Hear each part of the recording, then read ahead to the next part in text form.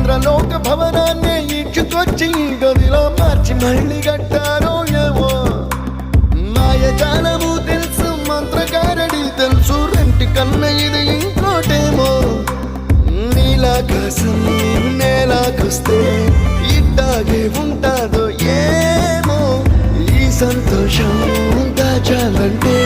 హృదయాలు ఓ వంద కావాలేమో ఇంతందంగా ఉంటుందా ఈ లోకం ఇన్నాళ్ళు ఈ మనసుకి తెలియాలేదే పాపం